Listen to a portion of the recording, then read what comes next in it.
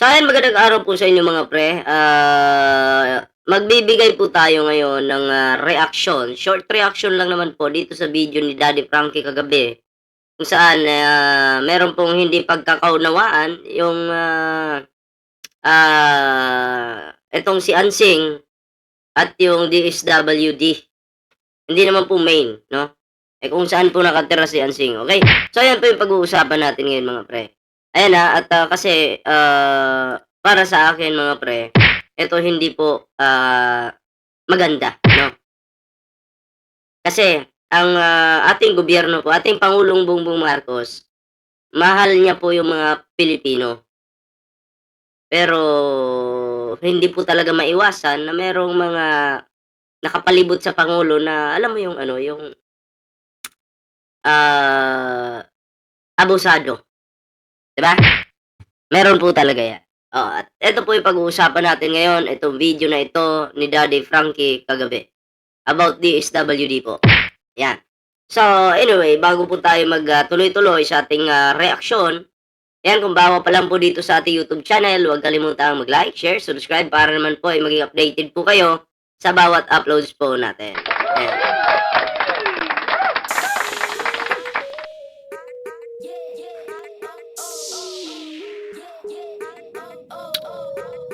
Okay, so yan ring the bell button po para updated po kayo. So ito, play po natin yung video. Wala nang pa tumpik-tumpik pa, no? Simulan na po natin. Napag-usapan namin ni Ate Ansing, kanina nandito kami. Oo. Ay, kahapon pala. Kahapon natin, Sing. Ito si Ate Ansing, sabi niya, naiinis siya kahapon. Bakit? Sabi niya kasi kuwan kahapon, umaga pa lang daw kahapon, ayun ng umaga. Kinuha na sila ng DSWD. Tapos, hanggang hapon sila, hapon na Oo, uwi. kasi pagpunta ko rin dito. Umaga na tayo, alas 5, umaga. Alas 6 na yun. Alas 6 na. Alas 6 kayo kinuha. Kasama namin si Kapitan Daddy Frank. Mm-mm. Tapos hapon na daw silang nakauwi. Tapos sobrang pagod. Pagod na pagod. Tapos, ang dami-dami yung nare-reklamo kahapon. Ang naging bagbagam di kalman. Ayos lang yun. Ano ba yun? Namatik lang. Ang kasama niya po, ang barangay, no? Si Kapitan, kasama din po. Kasi ang DSWD, nakipag-coordinate po sa barangay para sunduin po si Ansing. Which is, ang rule naman po ng barangay, hatid sundo lang si Ansing. Yun lang po yung kanilang ano dyan, yung kanilang, yung kanilang trabaho. Laging ulok. Sabi niya kasi, ang dami-dami na nga pinagdaanan doon. Tapos pagdating dyan, ang dami-dami pang sinabi ng DSWD. Yan po sa paniki. Ano?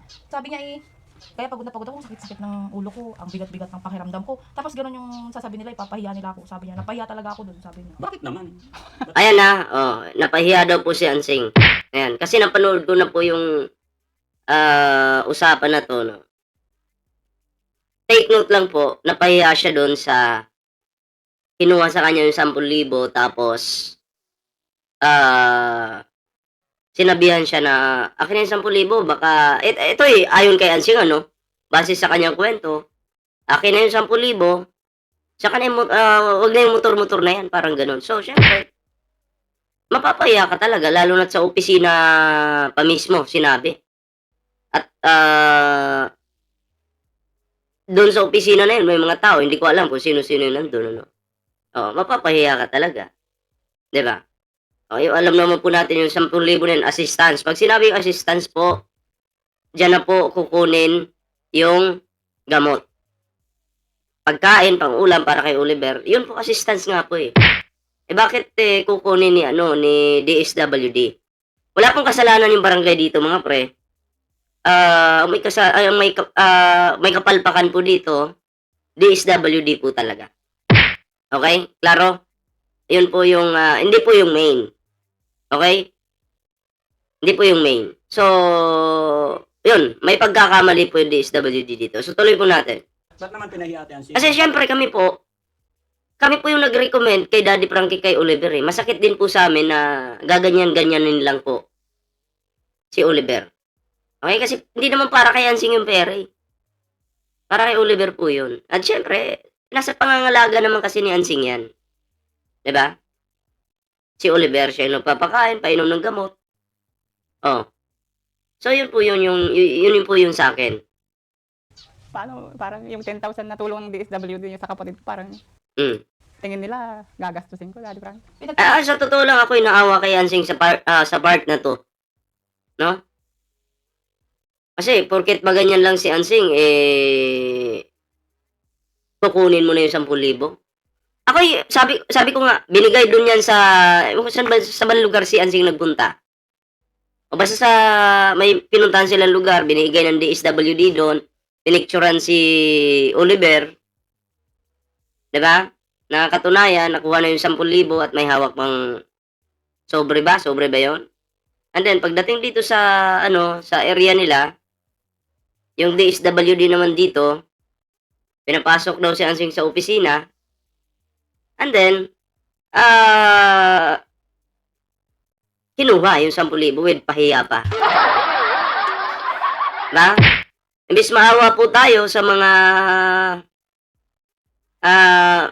yung mga, yung, katulad nila. Alam naman natin, maraming galit kay Ansing, di ba? Maraming galit. Pero, wag namang idamay si Oliver. Di ba? Para kay Oliver is para kay Oliver yun. Papirma daw nila doon sa Binigyan ka? Hindi naman ako pinapirma. And in fairness naman, si Kapitan, pinakain daw po si Ansing. Pinakain daw po si Ansing, mga pre. And then, kilala ko naman yan si Kapitan, mga pre, minsan, pag nagpapatulong din po ako kay Kapitan, andyan po agad yan. Kumbaga, siya po ay gumagabay po agad kung may kailangan. So, yun nga, sabi ko nga lang, nakakalungkot lang kasi nakipag-coordinate kasi yung DSWD kay Kapitan. So, ang Kapitan, susunod lang po doon. Ano po yung gagawin ng Kapitan? Susunduin lang po ni si Ansing, atid sundo lang po. So, yun lang po. Hindi naman po trabaho ng Kapitan na manghimasok pa kung saan-saan mga issue na yan. At, yun na nga, ini-explain ko lang para maliwanagan po tayo. Kasi, isa lang po yung may kamalian dito, may kapalpakan. Bakit kinuha yung 10,000? Yun lang po yun. Di ba? Nano lang. Pinasulat. Siyempre, at least ganun pa din assistant yun, di ba, te? Oh. Sabi nung pinakamataas sa DSWD, ako na lang magtatago, sabi niya. Yun. Ikaw na lang magtatago. Bakit po? Bakit ikaw yung magtatago? Sa'yo po ba nakatira si Oliver? Sa'yo po ba nakatira? Sir! Wag mo na pong ulitin yan, sir, ha? Hindi po maganda yan. Para sa kay Oliver, ikaw magtatago. Ano ka po ba? Malapit na kamag-anak? Ano ka po ba? Tatay? Ano ka po ba? Kapatid? Para ikaw magtago? Ay, nagtatanong lang ako. Kasi alam ko, mali yan. Hindi pwede ang ginagawa mo. Pinaka-head dito sa paniki. Paano nangyari na Paniki, pinaka-head ng paniki. Which is, kilala ko na kung sino. Kilala ko na kung sino. Yan. Pero gusto ko po, ako, nagbibigay lang naman po ako ng reaction base sa video. Marami pa po akong alam. Pero syempre, hindi ko bibigyan ng komento nang wala sa video ni Daddy Frankie. So, ang payo ko po sa inyo, always po kayo maging updated doon sa video ni Daddy Frankie. Okay? Kasi kung ano po yung nasa video ni Daddy Frankie, yun naman po yung bibigyan natin ng reaction. So, yun po. sa inyo? Anong usapan nyo? Aji ko kano di kalman. Aji nagtungtungan ta di garo di kalman. Kasi Daddy Frankie, binigay sa akin sa dagupan yung 10,000. Mm-mm. At tulong ng Yun, sa dagupan pala yun. Okay. AX. Hindi, nilagay ko sa bag ko. Tapos pagdating dyan, ayaw ko na sana bumaba. Kailangan pala ako sa loob ng DSWD. Ayaw ko na sana bumaba kasi masakit yung ulo ko. Mm-mm. Kaya nga tinawag ako. Sabi ng pinakasar nila, akin na yung 10,000 akong magtatago. Sabi niya. Tapos Saan galing yung pera sa dagupan? Binigay sa'yo? sa DSWD Magkano? Region 1, Daddy Frankie. Ha? Sa DSWD Region 1. Region 1, okay. Binigay sa'yo, inabot sa'yo yung 10,000. Tapos, Ngayon, pagdating namin dyan sa paniki, parang sa pakiramdam mo, parang ini-interest ko naman yung 10,000. Napahiya ako. Nakakagigil nga nung sinabi niya sa akin. Sabi niya, napahiya ako din doon. Magbabay na anak pwede jay. Okay na lang sana na kinuha nila yung pera kaysa yung sasabihan Sabi- ako na hindi maganda. Hindi, sinabi lang naman na sa ako na magtatago. Huwag yung pambili-pili ng motor, Siyempre, sabi. kahit pa naman yun, mapapahiya at mapapahiya ka. May Oo. Ako na magtatago, pambili-bili ng motor. Alam mo, kahit mag-request pa po si Ansing ng motor kay Daddy Frankie, karapatan niya yun na mag-request, di ba? Pwede ibigay ni Daddy Frankie, pwedeng hindi. Out ka na po. Kung sino man, Hindi ko lang po i-mention yung pangalan mo dito, ano. Yung,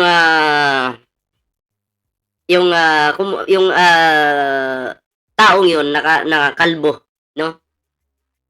Kung nabubuisit ka kay Ansing, okay lang naman yun, mabuisit kasi nakakabuisit naman talaga si Ansing, di ba? Ay, wag mo nang pakialaman yung ano, yung 10,000 na tas may mag-iiwan ka pa ng salita na akin na yung 10,000 no, yung motor-motor na yan. Di ba? At saka wala naman po, kaya binigay po sa kanya yan, kay Ansing, yung 10,000, kasi para kay Oliver, hindi po para sa motor. Wala naman po sinabi si Ansing na, itong para kay Oliver na to, 10,000, pang motor ko na to. Eh, pwede mong sitahin po yun. Mali po yun kung ginawa ni Ansing. Pero wala naman pong ganun eh. Wala namang sinabi si Ansing na ibibili niya ng motor yung 10,000. Eh, wala ka pong karapatan na kunin yun. 'Di ba? Si Ansing po yung nagbabudget sa loob ng pamamahay. 'Di ba? Kasi si Oliver, kailangan pong makakain yan sa tamang oras kasi may gamot po na iniinom. 'Di ba? So, papahirapan mo pa, ikaw daw yung magtatago. Ano yan, araw-araw pupunta sa'yo para may pambiling ulam, gamot? Ganon, papahirapan mo pa. 'Di ba? Masyado ka pong concern. Yung head ng DSWD sa Paniki. Kasi napag-alaman ko na noong nakakulong si Oliver dyan, binisita mo lang. Okay? Hindi mo tinulungan. Tapos ngayon, concerned ka na. Di ba? Concerned ka na? Antibay mo rin ano? Alam mo, sir, minsan sana magkita tayo, no? Para masabi ko naman sa'yo yung gusto kong sabihin. Kasi nagko-curious lang po ako eh. 'Di ba? Nako-curious lang ako. Nako-curious lang po ako, ano, na nandyan si Oliver noon, hindi mo tinulungan. Ngayong na kay Daddy Frankie na, kunyari, tutulong ka, tutulong kayo. 'Di ba? Gusto kong sagutin mo po sa akin ng personal yan. Kasi masakit po sa amin, kami yung naglapit kay Daddy Frankie na pabuti ng tao eh. Then magagamit pa sa ganyang katarantaduhan. 'Di ba? Ayoko po ng ganun. Kasi kami po, yung paglapit ko po kay Oliver, kay Daddy Frankie, seryoso po kami, hindi po kami nagbibiro dito. Kasi kawawa yung tao. 'Di ba? At lalong-lalo po na hindi po ako papayag na gagamitin niyo po si Oliver para sa inyong pansariling interes. Okay? DSWD Paniki. Di po ako papayag dyan. Hinahanap ko nga yung Facebook page niya eh. Hindi ko makita. Ang Pangulo po natin, ayaw po ng mga tiwali. Di ba? Ayaw po niyan. Ako po, bilang isang vlogger po ng Pangulong Bongbong Marcos, kasi dalawa po yung aking YouTube channel, yung isa pang suporta ko po sa gobyerno, yung isa, dito lang sa mga ganitong klaseng content. Sa totoo lang, munti ko na kayong i-document, di ba? Gusto ko nga, puntahan sana kayo sa opisina para makapagtanong bakit nyo ginawa yun. Siyempre with video. Di ba? With video yan. Kaya nga lang,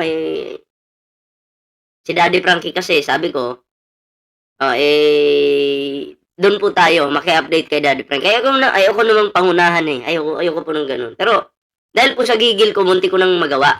Di ba? Munti ko nang magawa. Ayoko namang pangunahan si Daddy Frankie, no? Pero ako, bilang isang naglapit po kay Oliver, kay Daddy Frankie, nainis po talaga ako. Yung para sa tao, pinago pa. Diba? Hindi ko naman sinabi, binulsan ninyo, ano? Pero bakit ninyo kinuha? Diba? Pero, yun nga, abangan po natin sa mga susunod po na video ni Daddy Frankie. May mga tao dun eh. Kahit naman siguro Ang ako. tanong dyan, kung sa'yo ibinigay, Walang Di reason. galing po ng kanyon, Regional. DSWD. bakit? Sila na lang daw po magtatago pag kailangan na lang daw po ng pambiling gamot. Diyan pa lang wala na, palpa ka na. Yung head ng DSWD Paniki. Ayon kay Ansing nga, yun daw yung head. Okay? Ayon kay Ansing, yun daw yung head. So, doon pa lang palpak na. 'Di ba? Kasi doon pa lang, sa dagupan, sinabi na dapat ng DSWD doon, oh, Ansing, pagdating, bibigay ko sa'yo 10,000, picturean kita, picturean ko si Oliver, pagdating doon sa panike, ibigay mo sa DSWD panike, ha? Wala naman po sinabing ganun. Once na picturean na po yung tao, binigay yung pera na picturean, ibig pong sabihin nun, yun po yung katunayan na ibigay na sa inyo. Hindi mo na kailangang kunin pa yan. Mag-interesan. Sus, Mariusip. Naawa din ako kay Kapitan. Naawa din po ako sa Kapitan namin kasi alam mo yung nagamit din eh. 'Di ba? Si Kapitan kasi naghatid sundo lang naman. 'Di ba? Kasi ina-analyze ko po yung sitwasyon eh. Ina-analyze ko po yung sitwasyon. Hihingi na lang daw po. Magsasabi na lang daw po ako sa Hindi kanila. ba nakakigil? Hindi ako naiinis. So pag kailangan mo pambiling gamot, pupunta ka doon sa kanila. Tama, papahirapan pa. Pero, Mapapagod ka pa, mamamasahe ka pa. Or kung may sarili ka namang motor, gastos mo pa rin gasolina. di sana from dagupan, hindi sana na binigay sa'yo. Oo, dapat kung sino yung nakahawak sa'yo na DSWD na po, dapat tama. sino humawak at binigay doon. Dapat hindi sa'yo. Although hindi natin alam kung anong plano nila. Hindi ko nga po Paano alam. bang usapan nyo? Paano niya sinabi sa'yo? Sabi niya, pinahiya daw siya kahapon doon. Hindi naman sa pinahiya, parang napahiya ako. Napahiya siya Napahiya na, ka. Pinahiya ka talaga nun. Pinahiya ka. Akin na yung ako, sabihan mo ako ngayon. Akin na yung 10,000 na yan. Ano yung motor-motor na yan? Parang ang liit mo naman tao kung gaganyanin ka. Pareho naman kayong tao. Although si Ansing nakakabuisit talaga to. Pero pwede mo naman pagsabihan na kayo lang. Bulungan mo. Sermonan mo ng dalawa lang kayo. Pero yung ipapahiya mo, intention mo yung ipahiya yung tao eh. Tas hindi natin kilala kung sino yung nandun sa opisina. Mapapahiya talaga siya. Kahit makapal yung mukha ni Ansing, kung ganun talaga yung sasabihin sa kanya, mapapahiya po siya. bigay mo sa akin yung sabi nung pinaka-head. Ako na lang Bigay mo sa akin magtatago. yung 10,000 na yan, hindi yung motor-motor na yan. Ako magtatago niyan, baka magastos mo. Sigurado ka, Ate Ansing, na ang kumuha is empleyado ng DSWD Opo, ng paniki? Opo, Daddy Frankie, yung pinaka-head nila. Pinakahid nila. Ako po, kilala ko na yung pinaka-head. Nasa akin yung pangalan, picture, nasa akin na po. Ang purpose ko lang po is makilala, siya pala to. Yun lang naman yung purpose ko, no? Oo, at yun lang, para sa akin naman po, yung mga, sa lahat po ng nagtatrabaho po sa gobyerno, magtrabaho naman po tayo ng tapat, ano? Oh. Sa lahat po, ito'y panawagan ko, magtrabaho po tayo ng tapat. Kasi minsan, yung kapalpakan po natin, ang nasisisi po Pangulo. Diba? Halimbawa, gagawa ka ng katiwalian dyan, sinong masisisi? Pangulo. Magnanakaw ka dyan, sinong masisisi? Pangulo. Diba? Wag na mo po tayong garapal, ano? Tsaka yung actions na yun, nakukunin yung 10,000 para kunin, itingi-tingi mo na lang kay Ansing bigay. Mali yun! Mali! Diba? Ay, nako. Okay. Pagod na nga ako kahapon, tas ganun pa yung gagawin sa akin. Sabi niya, pagod na ako, sakit-sakit na ng ulo ko, sama-sama ng pakiramdam ko, tas ganun-ganun yung sabi nila, ay, sabi niya sa akin. Kaya nagulat nga ako nung pumunta ako dito ng hapon kasi nga dinala ko yung gamot. Pagdating ko, sabi ni Kuya JJ, wala si Nanay Ansing tsaka si Kuya Kuya Oliver. Kasi kinuha ng DSWD. Sabi ko, ha? Bakit? Daddy Frankie, sinundo kami ni Kapitan namin. Tapos nakwento pa sa akin ni Nanay Ansing kahapon na siya raw nagbigay pa siya ng pamasahe kasi nag-iwan ako ng 5,000 dito, allowance. Ang barangay naman, hindi naman nanghingi kay Ansing. Si Ansing lang yung kusang nagbigay. Kaya nga yung payo namin kay Ansing, dapat di ka nang nagbigay kasi para kay Oliver yung 5K na yun eh. Pero sabi ni Ansing, pinakain daw sila ni Kapitan. Diba? Nung nagpunta sila doon, pinakain daw sila. And then, si Ansing na lang daw yung nahiya. Kaya nagbigay po ng panggasolina. Diba? So, yun po yung sinabi ni Ansing sa amin. Na, inuulit-ulit po sa amin yan. Sa tingin ko, wala namang mali doon. No? Ano lang siguro talaga. Ganun lang siguro si Ansing, no? Pero, sabi ko nga, Ansing, sabi nga ni Daddy Frankie din, Ansing, para kay Oliver yun, para sa'yo. Para may pakain ka kay Oliver ba ganun. Kasi parang allowance yun. 'Di ba? Ni Kuya Mm. Oliver. Pero sabi ni Nanay Ansing sa akin, Ay, take note hindi po binigay kay Kapitan yung 10K. Ayon kay Ansing, kay ano daw, kay secretary. 'Di ba? bigay daw siya ng panggasolina sa ano? Hindi naman kwan yun, Daddy Frankie. Ako talaga ang nagkusa ng bigay. Oo, kusa naman siya nagbigay. Pero naawa rin ako kay Nanay Ansing kasi alam naman na natin. Pero kasalanan mo yun, Nanay Ansing. Bakit ka nagbigay ng 2,000? Hindi mo pera yun. Binigay ko yun sa'yo pang allowance ni Kuya Siyempre, Oliver. pinacheck up naman namin si Kuya Oliver, Daddy Frankie. Pina-check up ka mo, wala namang gamot. Oo, hindi naman kayo nakakuha. Eto pa, DSWD, nakakapagtaka, no? Ano to? Paki-explain nga. Si Daddy Frankie, may pinapacheck up yan si Oliver. May schedule na yan. Kung kailan yung check up, kailan babalik sa, doktor. May schedule na yan. Ang nakakapagtaka sa DSWD, bakit nyo sinundo si Oliver at si Ansing na ipapacheck up nyo kuno? Ayun, doble. DSWD paniki, bakit kaya ganun? Diba? Concerned kayo ngayon, grabe na, napaka-concern nyo na. Pero nung nakakulong yan, si Oliver, wala kayong action. 20 years? Seryoso? Wala kayong ginawa?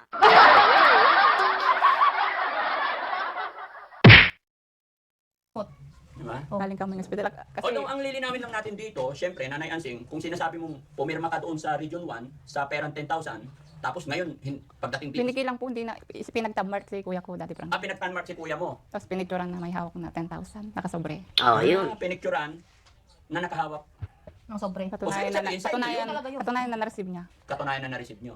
Pero nakakapagtaka mga kababayan, bakit binawi pagdating dito? Eh, hindi sana sinabi sa'yo doon, Pero ang tanong ko po dito, mga pre. Ito yung tanong ko. 10,000 pesos binigyan si Ansing. Ang tanong ko po dito, ang budget lang po ba talaga para kay Oliver ay 10,000 lang? Oh, yan po yung tanong ko, mga pre. 'Di ba? Kasi yung 10,000 ngayon, mga pre, lalo na yung katulad ni Oliver, hindi sasapat yan. No? Eto DSWD, sana po, bago ninyo kunin yung mga beneficiaries, siguraduhin ninyo na yung gobyerno kayo may pondo yan Siguraduhin po ninyo na yung tulong na maibibigay ninyo sa mga katulad ni Oliver ay yung sasapat naman. Diba? Kasi yung 10,000, barya lang yan Ang mahal na ng bilihin ngayon, gamot, ang mahal na. 10,000, saan naabot yung 10,000 nyo? Okay. Nanawagan po ako sa DSWD. Seryoso? 10,000 lang talaga?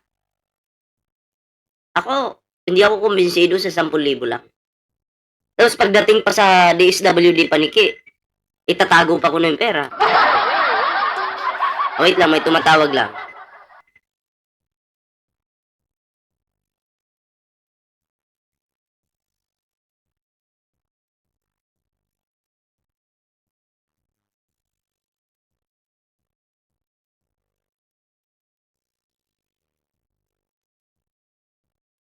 May tumawag lang So, yun lang. Mag-iiwan lang ako ng katanungan. Pero hindi ko na papahabain ang video ito. Gusto ko pa sanang pahabain pero gawan ko na lang ng part 2 mga pre. Saan tayo nagtapos? 11 minutes. Okay.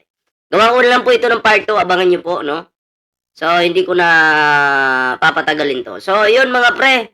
Hanggang dito lang muna yung ating video. Pero syempre, no? Share po natin ang video ito. Pero syempre, bago po tayo magtapos sa video ito, like, share, subscribe po para po maging updated po kayo sa mga uploads natin. Ayan.